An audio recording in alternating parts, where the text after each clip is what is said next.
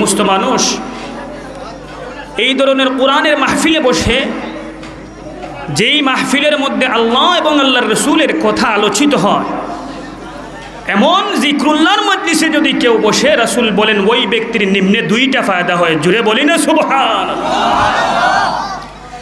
এক নম্বর ফায়দা, রাসূল সাল্লাল্লাহু আলাইহি ওয়াসাল্লাম বলেন, যেই জায়গায় কোরআনের মাহফিল হয়, যেই জায়গায় কোরআন ও হাদিসের আলোচনা হয়, ওই জায়গায় আল্লাহ রাব্বুল আলামিনের পক্ষ থেকে কিছু নূরের ফেরেশতারা, রহমতের ফেরেশতারা বেষ্টন করে নেয়।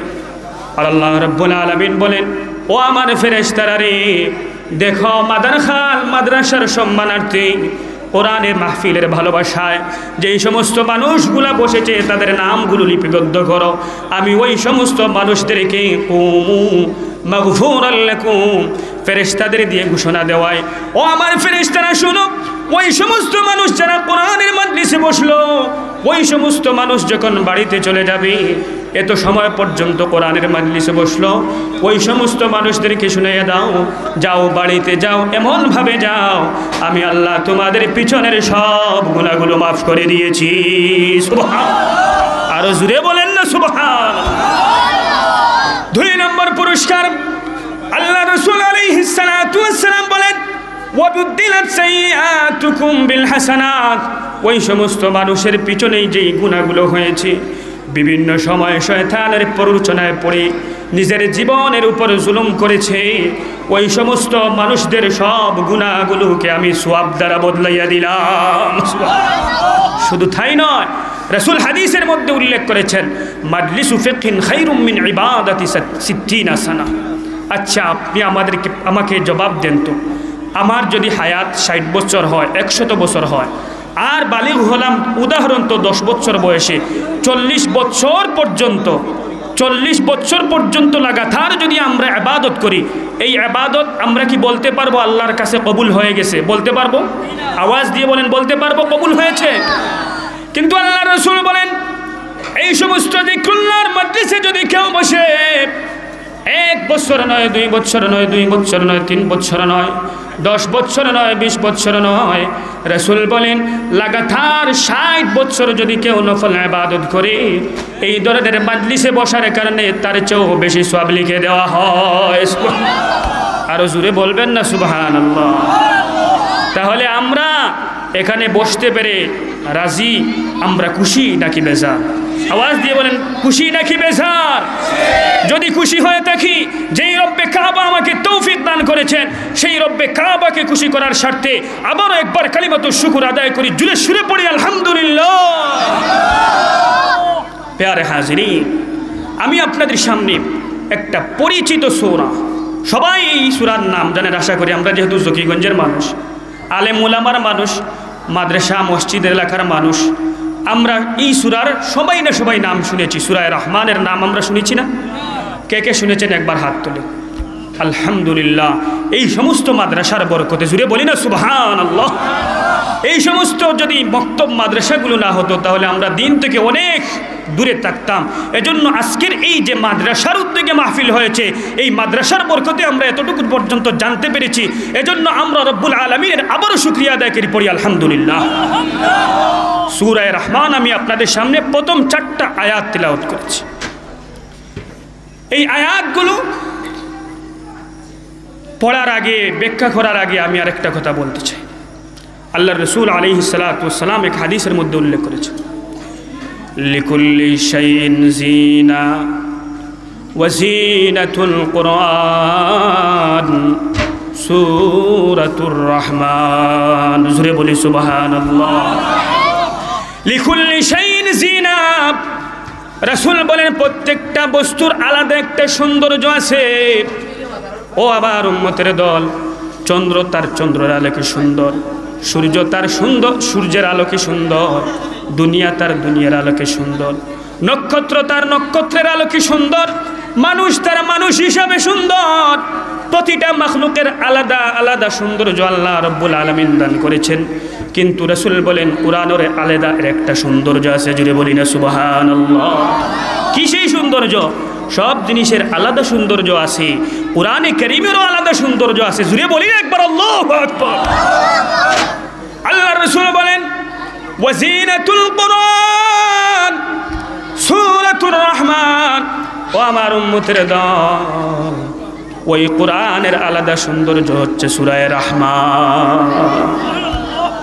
কোরআনের আলাদা যে সৌন্দর্য, ওই সৌন্দর্যটা হচ্ছে সূরাতুর রহমান। আমি যেমন আজকের এই মাহফিলে আপনাদের সামনে সূরাতুর রহমান মাত্র 4খানা আয়াত তিলাওয়াত করেছি, একদিন স্বয়ং আরশের মালিক আল্লাহ আমাদের সামনে তিলাওয়াত করে শোনাবেন। জুড়ে বলি না সুবহানাল্লাহ। আমি আপনাদের সামনে আমার কণ্ঠ দিয়ে কিভাবে আর বলবো যে মহান রব্বুল আলামিন স্বয়ং কোরআনে কারীম নাজিল করেছেন, ওই মহান রব্বুল আলামিনের পবিত্র জবান থেকে বের হবে সূরা রহমান। জুড়ে বলি না সুবহানাল্লাহ। আপনারা শুনতে চান? শুনতে চান? আল্লাহ রব্বুল আলামিনের জবান থেকে কারা কারা কোরআনে কারীমের তিলাওয়াত শুনতে চান? হাত দিয়ে দেখান। আয় আল্লাহ, আমাদের সবাইকে আয় আল্লাহ জান্নাতের মধ্যে সূরাতুর রহমানের তিলাওয়াত শোনার তৌফিক দান করুন। সকলেই বলি আমিন। কি সেই ঘটনা, যেমনইভাবে এইভাবে আমরা মাহফিলে বসেছি, ঠিক তদ্রূপ আল্লাহ সুবহানাহু ওয়া তাআলাও কিয়ামতের ময়দানে সংগঠিত হয়ে যাওয়ার পর জান্নাতে যাওয়ার পর তখন এইভাবে কোরআনের মাহফিল ঘটাবেন। জুড়ে বলি সুবহানাল্লাহ। আমাদের এই মাহফিল কোরআনের মাহফিল স্বয়ং আল্লাহ করবেন। আল্লাহ সুবহানাহু ওয়া তাআলা এই দুনিয়াতে আমাদেরকে সৃষ্টি করেছেন, একটা উদ্দেশ্য নিয়ে সৃষ্টি করেছেন। আল্লাহ বলেন ওয়ামা খালাকতুল জিন্না ওয়াল ইনসা ইল্লা লিয়াবুদুন। আল্লাহ রাব্বুল আলামিন বলেন, ও দুনিয়ার মানুষ, এ জিন জাতি, তোমাদেরকে আমি আল্লাহ রাব্বুল আলামিন আমার একমাত্র কেবলমাত্র শুধুমাত্র ইবাদতের জন্য তৈরি করেছি। আল্লাহ রাব্বুল আলামিনের যদি ইবাদত করতে পারি, আল্লাহ রাব্বুল আলামিনের তৈরিকৃত জান্নাত আমাদের জন্য অপেক্ষা করতেছে। জুড়ে বলি সুবহানাল্লাহ। জান্নাত অপেক্ষা করতেছে। আর যদি আমাদের জীবনে নেক আমল আছে, সাথে শয়তানের প্ররোচনায় পড়ে কখনো গুনাহ করে ফেলেছি, আল্লাহ রাব্বুল আলামিন বলেন আমার ভিতরে ঈমান আছে কিনা নাই আল্লাহ রাব্বুল আলামিন পরীক্ষা করবেন। যদি আমাদের ভিতরে ঈমান থাকে, একদিন না একদিন হলেও আমরা জান্নাতে প্রবেশ করব। জুড়ে বলি সুবহানাল্লাহ। জান্নাতে প্রবেশ করব। কিভাবে? যখন জান্নাতীরা জান্নাতে চলে যাবে, তখন কিছু মানুষও জাহান্নামে থাকবে যারা ঈমানদার। জুড়ে বলি না একবার সুবহানাল্লাহ। আল্লাহ রাব্বুল আলামিন ফেরেশতাদেরকে হুকুম দিবে। বুখারী শরীফের মধ্যে হাদিস এসেছে, আখরিজু মান কানা ফি কলবিহি মিসকালু হাববাতিন মিন খারদালিন মিন ঈমান। জুড়ে বলি না সুবহানাল্লাহ। হে আমার ফেরেশতারা রে শুনো, যারা এখনো পর্যন্ত জাহান্নামের মধ্যে আছে, যাদের ভিতরে সরিষার দানা পরিমাণ ঈমান আছে, সামান্য পরিমাণ ঈমান আছে, ওই সমস্ত মানুষদেরকে জাহান্নাম থেকে তোমরা জান্নাতে প্রবেশ করিয়ে দাও। সুবহানাল্লাহ। কি পরিমাণ ঈমান? সরিষার দানা। কি পরিমাণ ঈমান? সরিষার দানা পরিমাণ। জুড়ে বলেন কি পরিমাণ ঈমান? খুব বেশি না কম? বেশি না কম? আল্লাহ ফেরেশতাদেরকে হুকুম দিবেন, এই সামান্য পরিমাণ ঈমান আছে, যাও জাহান্নাম থেকে বের করে জান্নাতে প্রবেশ করিয়ে দাও। জুড়ে বলি না সুবহানাল্লাহ। কি আজীব ব্যাপার! ঈমানের কি দাম, ঈমানের কি দাম, কি পরিমাণ মর্যাদা! এরপরেও আল্লাহ ঈমানের মর্যাদা বোঝানোর জন্য একজন মানুষ ঈমানদার, যার ভিতরে সামান্য পরিমাণ ঈমান আছে, এরপরেও একজন মানুষকে জাহান্নামের গর্তের মধ্যে রেখে দিবেন। জুড়ে বলি সুবহানাল্লাহ। কেন সুবহানাল্লাহ বলাইতেছি? তার কারণ আপনারা বুঝবেন, একটু পরেই বুঝতে পারেন। ওই ব্যক্তি দীর্ঘ সময় একবারে জাহান্নামের মধ্যবর্তী স্থানে, ফি ওয়াসাতিন নার, জাহান্নামের একদম মধ্যখানে। আল্লাহ রাব্বুল আলামিনকে ডাক দিবে, ইয়া আল্লাহ, ইয়া রহমান, ইয়া রহিম, ইয়া করিম, ইয়া গফফার, ইয়া গফুর। যেই সমস্ত নাম আল্লাহর ব্যাপারে তার জানা আছে, সব নাম দিয়ে আল্লাহকে ডাকা শুরু করবে। আল্লাহ দুনিয়ায় থাকা অবস্থায় উলামায়ে কেরামদের মুখ থেকে আপনার নাম শুনেছি আপনি রহমান। দুনিয়ায় থাকা অবস্থায় আপনার ব্যাপারে আমরা জানতে পেরেছি আপনি বড় মাফ করনেওয়ালা জাত, আপনি রহিম, আপনি গফফার, আপনি করিম। ও আল্লাহ, একবার হলেও আমার ডাকের সাড়া দিয়ে দাও। জোরে বলি না সুবহানাল্লাহ। আল্লাহ রাব্বুল আলামিন বলবেন, ফেরেশতারা কোথায় আছো? যাও, আমার বান্দা আমাকে রহমান বলে ডাক দিয়েছে, আমার বান্দা আমাকে রহিম বলে ডাক দিয়েছে, যাও তোমরা তাড়াতাড়ি চলে যাও। বান্দার কি আবদার তা শুনে নাও। ফেরেশতারা জিজ্ঞেস করবে, এই কঠিন মুহূর্তে তুমি রহমান নামে আল্লাহকে ডাকছো কেন, কারণটা কি? বান্দা বলবে, আল্লাহ, দুনিয়াতে থাকা অবস্থায় উলামায়ে কেরামের জবান থেকে আমরা শুনেছি তোমার নাম নাকি রহমান, তুমি বড় দয়া করনেওয়ালা আল্লাহ, তুমি সবচেয়ে বড় মাফ করনেওয়ালা আল্লাহ। জুড়ে বলি না একবার আল্লাহ, আরো জুড়ে বলি, মোহব্বতে বলি আল্লাহ, আবার আরো মোহব্বতে বলি আল্লাহ। কিয়ামতের ময়দানে ওই কঠিন মুহূর্তে আল্লাহকে ডাক দিবি আল্লাহ। দুনিয়ায় থাকা অবস্থায় উলামায়ে কেরামদের মুখ থেকে শুনেছি আপনার নাম নাকি রহমান। ও আল্লাহ, তুমি যদি দয়ালু হও, তুমি যদি মায়াবী হও, আমার ডাকটা শোনো। আমার জান্নাতে যাওয়ার দরকার নাই, আমার জীবনে যেই পাপ করেছি ওই পাপ দ্বারা জান্নাতের আশা করা যায় না। আল্লাহ, জান্নাতে যাওয়ার দরকার নাই, একটা বার হলেও আমাকে জাহান্নাম থেকে বের করে জাহান্নামের পারে যাওয়ার ব্যবস্থা করে দেন। আল্লাহ বলবে, ঠিক, আল্লাহ রাব্বুল আলামিন আমাকে রহমান জানছো উলামায়ে কেরামের মাধ্যমে, আচ্ছা ঠিক আছে, তোর আবেদনটা আমি গ্রহণ করব, তবে একটা শর্ত আছে। কয়টা শর্ত? আরো জুড়ে বলেন, কয়টা শর্ত? একটা শর্ত। কি শর্ত? বলে, তোর কথা আমি মানব, তবে আমি যেই আবদার পূরণ করব, পূরণ করার পর এর বাহিরে আর কোনো আবদার করা যাবে না, আর কোনো আবদার করতে। ঠিক আছে আল্লাহ, বিশ্বাস করব কিভাবে? বিশ্বাস করতে পারবো না। মাগদারাকা ইয়া বানি আদম, বনি আদম বড় গাদ্দার, ওয়াদা করে আর ওয়াদা ভঙ্গ করে। এরকম মানুষ আমাদের সমাজে আছে না নাই? আয়াতুল মুনাফিকি সালাসুন, ইদা হাদ্দাসা কাযাবা ওয়া ইদা ওয়াদা খলাফা ওয়া ইদা তুমিনা খানা। রাসূল বলেন, মুনাফিকের আলামত তিনটা। এক নম্বর, যখন কথা বলে মিথ্যা বলে না সত্য বলে। জুড়ে বলেন, মিথ্যা বলে না সত্য বলে। আল্লাহর রাসূল বলেন, যখন মুনাফিক কথা বলে তখন মিথ্যা বলে। ওয়াইদা ওয়াদা আখলাফা, ওয়াদা করে ওয়াদা ভঙ্গ করে। ওয়াইদা তুমিনা খানা, আর যখন তার কাছে আমানত রাখা হয়, বিচার কাজের জন্য সালিশ হিসাবে তার কাছে যদি আমানত রাখা হয়, ওই আমানত সে রক্ষা করে না। এ বনি আদম, তুমি তো গাদ্দার এক জাতি, তুমি তো আমার কথা মানবে কিনা আমার বিশ্বাস হয় না। তুমি যে এর বাইরে কিচ্ছু চাইবে না, সে ব্যাপারে গ্যারান্টি কোথায়? গ্যারান্টি দাও, জামানত দাও। বান্দা বলবে, আল্লাহ, আমার জাতের কসম, তোমার রবের কসম, আল্লাহর কসম, আল্লাহর জাতের কসম, আল্লাহর ইজ্জতের কসম, আমার বাবার কসম, আমার মায়ের কসম, এক কথা। যখন তখন তার যা কিছু সম্মানিত মনে হবে, যত কিছু জিনিসের কথা মনে হবে, সব জিনিসের কসম খেয়ে বলবে, আল্লাহ, এই সবার কসম খেয়ে বললাম, আর বাইরে আমি কিচ্ছু চাইব না। জুড়ে বলি না সুবহানাল্লাহ।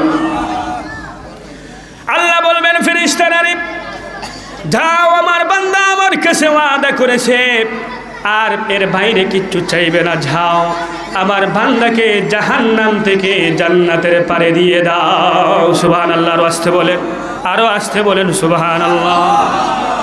এত বড় সিদ্ধান্ত হলো আপনাদের। সুবহানাল্লাহর আওয়াজে যেন আল্লাহ রাব্বুল আলামিনের আরশে গিয়ে প্রকম্পিত হয়, এমন জুড়ে সুরে একবার পড়ি সুবহানাল্লাহ। আল্লাহ ফয়সালা দিয়ে দিবে। কিন্তু আল্লাহ, এই যে বললাম, তার ভিতরে ঈমান নামক এই দামি জিনিস আছে। আল্লাহ ওই জাহান্নামের পারে দীর্ঘদিন অবস্থান করবে। হঠাৎ দেখবে জাহান্নামের পার এবং জান্নাতের সোজা মধ্যখানে একটি গাছ তৈরি হয়ে গেছে। জুড়ে বলি না সুবহানাল্লাহ। গাছ তৈরি হয়ে গেছে। আশ্চর্য হয়ে যাবে, গাছ তো দেখলাম না, তাহলে আল্লাহ আমার উপর রহম করবেন। জুড়ে বলি না সুবহান।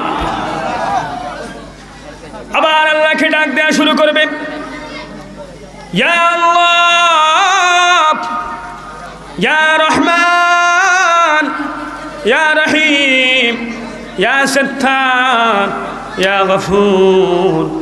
তার যেই সব নাম আল্লাহর জানা থাকবে সব নাম দিয়ে ডাকবে আল্লাহ।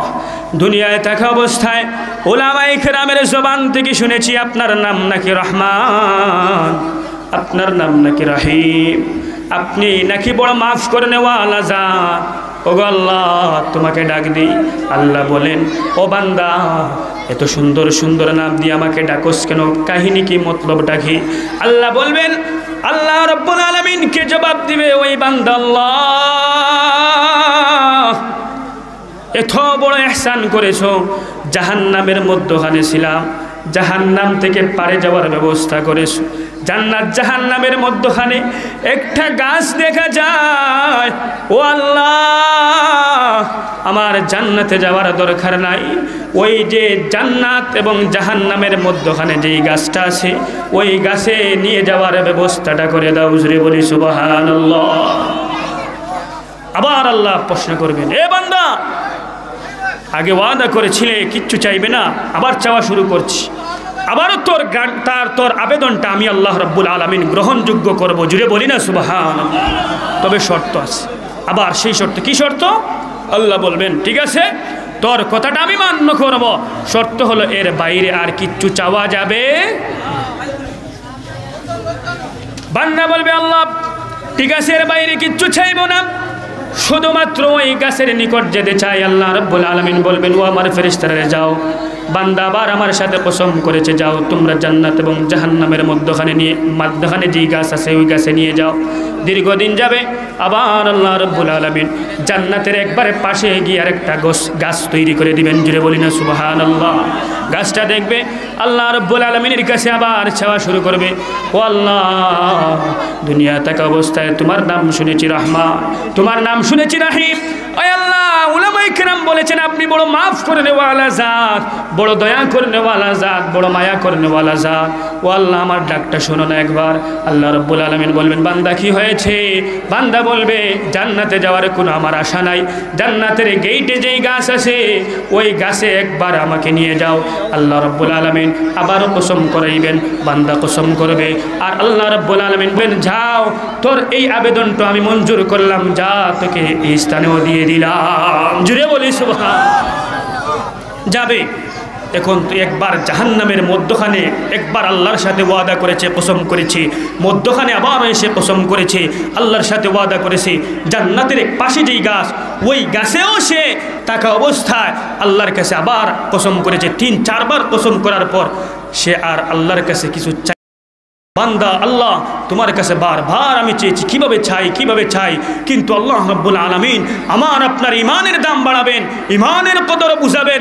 আল্লাহ রাব্বুল আলামিন ফেরেশতাদেরকে বলবেন, ও আমার ফেরেশতারা, যাও, বান্দা কয়েকবার কসম করে ফেলেছে, এখন লজ্জায় সে আমার কাছে চাইবে না, যাও জান্নাতের গেটটা খুলে দাও না। জুড়ে বলি না সুবহানাল্লাহ।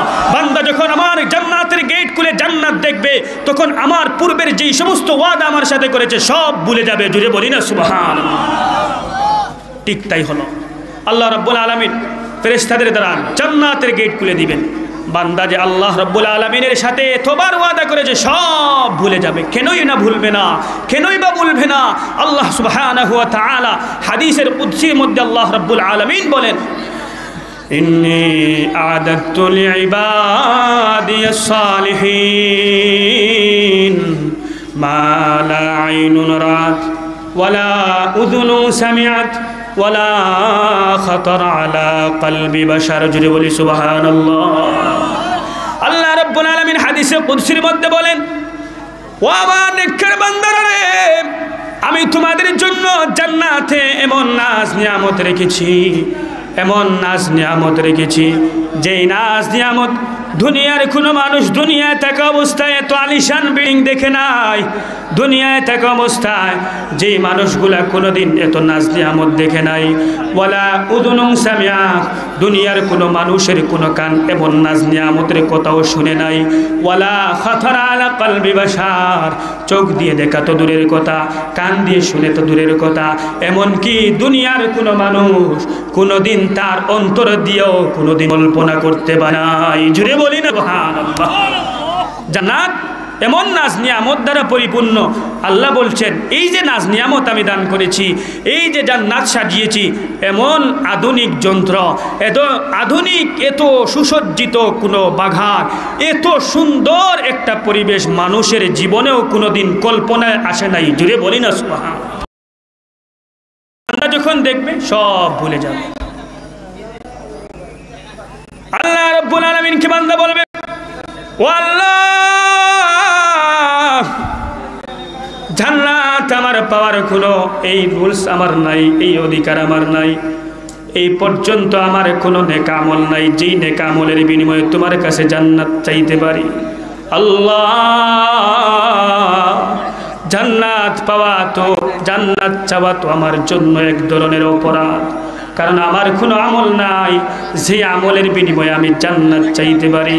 ও আল্লাহ, একবার হলেও আমাকে জান্নাতটা বিচরণ করার, চলাফেরা করার সুযোগ করে দাও। জোরে বলি সুবহানাল্লাহ। এই যে আমল, আমার আমল দিয়ে জান্নাত আশা করতে পারি, একবার হলেও জান্নাতটা দেখার সুযোগ দাও। আমার আমল দ্বারা তো জান্নাত পাওয়ার কোনো কথা না, একবার হলেও আমি দেখে যেতে পারি যেন। আল্লাহ রাব্বুল আলামিন বলবেন, ও বান্দা, তামান্না কাদা ওয়া কাদা ওয়া কাদা, বান্দা তোর ভিতরে কি আছে, তোর মনের সব আশাগুলা ব্যক্ত কর। তোর কি কি চাওয়া আছে, কি পাওনা তোর আমি আল্লাহ রাব্বুল আলামিনের কাছে কি চাস, জান্নাত, এই সমস্ত বিষয়গুলো চাস, এই নিয়ামত চাস, ওই আপেল চাস, ওই আঙ্গুরি চাস, কি কি চাইতে পার বান্দা, তুই আমার কাছে চাওয়া শুরু কর। জুড়ে বলি না সুবহানাল্লাহ। বান্দা চাওয়া শুরু করবে। আল্লাহ বলবেন, ও বান্দা, এই নিয়ামত তো রয়ে গেল, এই নিয়ামত রয়ে গেল। আল্লাহ রাব্বুল আলামিন স্মরণ করাইয়া দিবেন। বান্দা চাইতে থাকবে, চাইতে থাকবে। আল্লাহ বলেন, তোমার বান্দা, তোমার চাওয়া শেষ হয়ে গেছে? বলে, জি হ্যাঁ, শেষ হয়ে গেছে। এবার আল্লাহ রাব্বুল আলামিন বলবেন, লাকামা তামান্নাইতা ওয়া লাকা আশরু আমসালিহা, ও বান্দা, ও বান্দা, তোর ঈমানের দাম আমি আল্লাহ রাব্বুল আলামিন কতটুকু দান করেছি, যা তুই যা চাইলে সব দিলাম, এবং এর সমপরিমাণ আরো 10 গুণ বাড়াইয়া দিলাম। জুড়ে বলি না সুবহানাল্লাহ। কি পরিমাণ, কি পরিমাণ ঈমানের দাম! এই ব্যক্তি হবে সর্বশেষ জান্নাতি। জান্নাতে যাওয়ার পর আর কোনো প্যাসেঞ্জার জাহান্নামে থাকবে না যাকে জান্নাতে নিয়ে আসা দরকার। উনি হবেন শেষ প্যাসেঞ্জার। তার যাওয়ার পর আর কোনো মানুষ থাকবে না। আল্লাহ রাব্বুল আলামিন বলবেন, ও আমার ফেরেশতারা রে,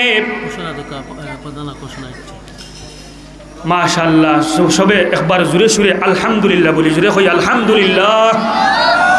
আজকের মহান এই মহতি মাহফিলের প্রধান আকর্ষণ, প্রধান অতিথি সুদূর ঢাকা থেকে আগত হযরতুল আল্লাম হযরত মাওলানা মুফতি আবিদ আল আহসান মাদ্রাসায় এসে উপস্থিত হয়ে গেছেন। জুড়ে বলি আলহামদুলিল্লাহ। এখনো যারা বাজারে ঘাটে আছেন, আপনারা তো সব সময় আমাকে চিনেন, দেখেন, আলোচনা শুনেন। হুজুর আসবেন, আমার কথা এখানেই শেষ হয়ে যাবে। এই জন্য আমরা যারা এখনো পর্যন্ত বাহিরে আসি, দয়া করে মাহফিলে চলে আসি।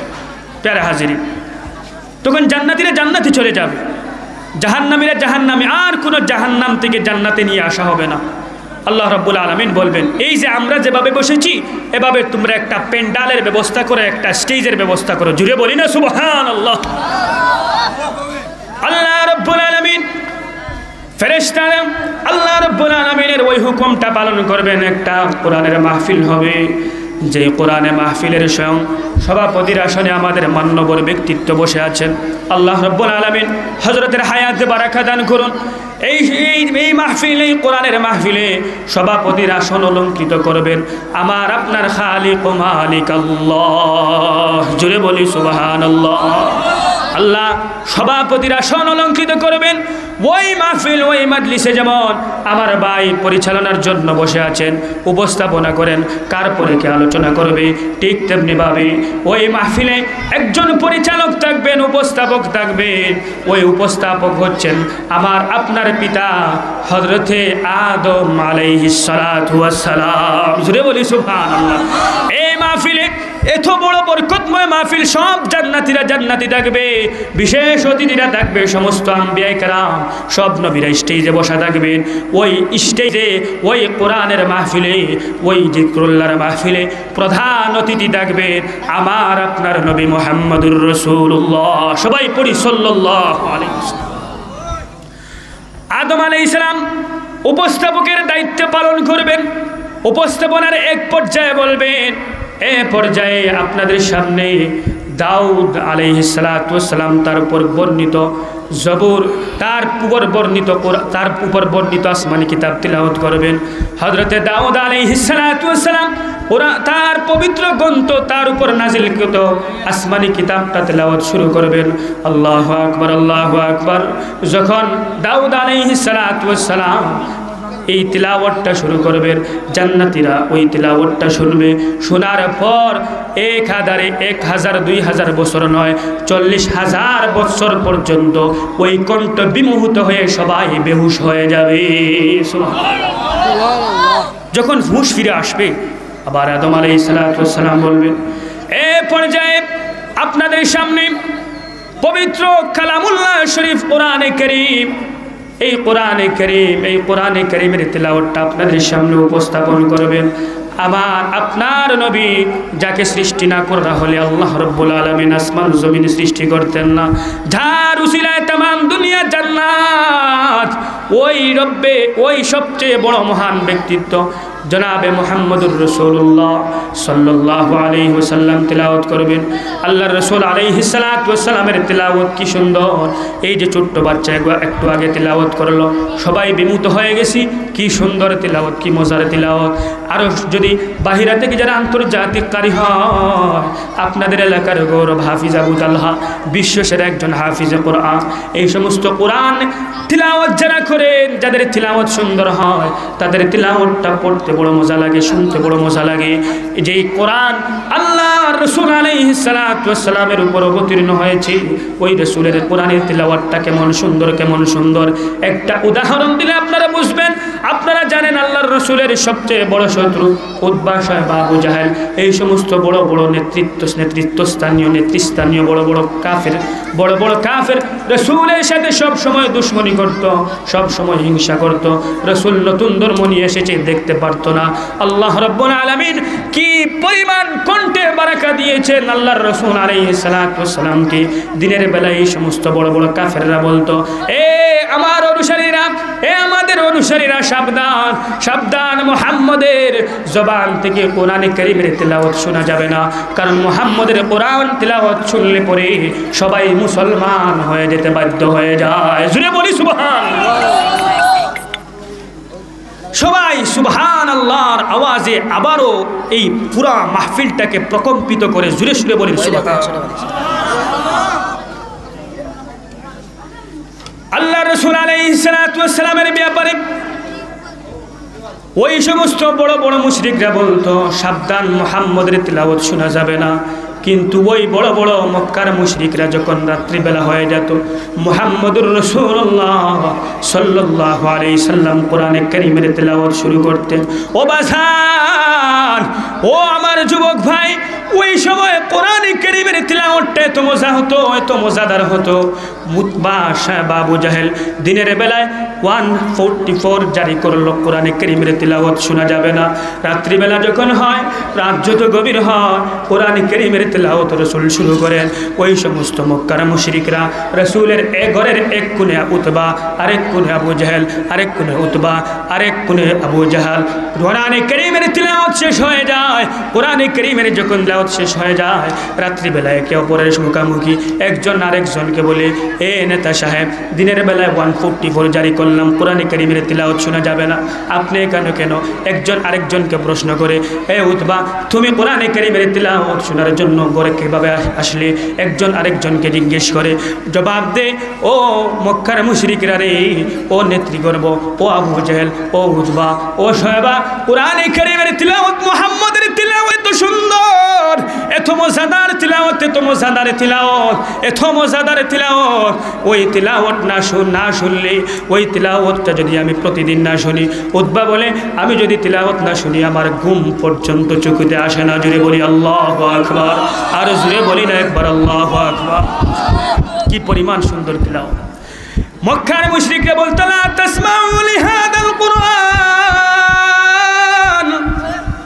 এ মক্কার মুশরিকরা, মুহাম্মদের তিলাওয়াত শুনবা না, মুহাম্মদের তিলাওয়াত শুনবা না, কারণ মুহাম্মদের তিলাওয়াতের এত পাওয়ার, একজন কাফির, কট্টর কাফির সহজে মুসলমান হয়ে যায়। কত শত ঘটনা আছে, রাসূলের তিলাওয়াত শুনেই মুসলমান হয়ে গেছে। তো যেই কথা বলছিলাম, জান্নাতে যখন কোরআনের মাহফিল বসাবেন, আল্লাহ রাব্বুল আলামিন প্রধান অতিথি থাকবেন, আল্লাহর রাসূল আলাইহিস সালাতু ওয়াস সালাম সভাপতির আসনে অলঙ্কিত করবেন আরশের মালিক আল্লাহ। আর ওই সময় রাসূল করিম আলাইহিস সালাতু ওয়াস সালাম তিলাওয়াত করবেন সূরা ইয়াসিন ওয়াল কুরআনিল হাকীম। সবাই বেহুশ হয়ে যাবে, কি শুনলাম। আল্লাহ রাব্বুল আলামিন বলবেন, ও বান্দারা, এতদিন পর্যন্ত যার উপর আমি কোরআনে কারীম নাজিল করেছি তার তেলাওয়াত শুনেছো, যাও এখন এ পর্যায়ে যে মহান আল্লাহ কোরআনে কারীম নাজিল করেছেন ওই আল্লাহ তেলাওয়াত করবেন। জোরে বলি না সুবহানাল্লাহ। আল্লাহ বলবেন, আনা রহমান আল্লামনাল কুরআন খালাকনাল ইনসান আল্লামনাল বায়ান। আমরা কোরআনে কারীম পড়ি, আর রহমান আল্লামাল কুরআন খালাকাল ইনসান আল্লামাহুল বায়ান। আল্লাহ বলবেন, আজ এভাবে গায়বের শেখা দিয়ে নয়, আজ দেখো দুনিয়ায় থাকা অবস্থায় উলামায়ে কেরামের জবান থেকে শুনেছো রহমান নামে একজন জাত আছেন, আমি হলাম রহমান। জুড়ে বলি সুবহানাল্লাহ। আল্লাহ কোরআনে কারীমের তিলাওয়াত সূরা রহমান পুরোটা তিলাওয়াত করবেন, সবাই বিমুগ্ধ হয়ে যাবে। এই যে কোরআনে কারীমের তিলাওয়াত, যেই তিলাওয়াতটা কিয়ামতের ময়দানে জান্নাতের পরিবেশে আল্লাহ রাব্বুল আলামিন তিলাওয়াত করবেন, ওই কোরআনের তিলাওয়াত আমাদের মাদ্রাসায় হয়, এজন্য আমরা খুশি নাকি বেজার? যদি খুশি হয়ে থাকি তাহলে মাদ্রাসার সব সময় সুখে দুঃখে আমরা পাশে থাকবো তো ইনশাআল্লাহ। আল্লাহ সুবহানাহু ওয়া তাআলা রাসূলের এই বাগানের সাথে মরণের আগ পর্যন্ত সম্পর্ক রেখে আল্লাহ রাব্বুল আলামিন এই দুনিয়া থেকে যাওয়ার তৌফিক যেন দান করেন। সবাই বলে আমিন। ওয়া আখিরু দাওয়ানা আলহামদুলিল্লাহি রাব্বিল আলামিন। আসসালামু আলাইকুম ওয়া রাহমাতুল্লাহ।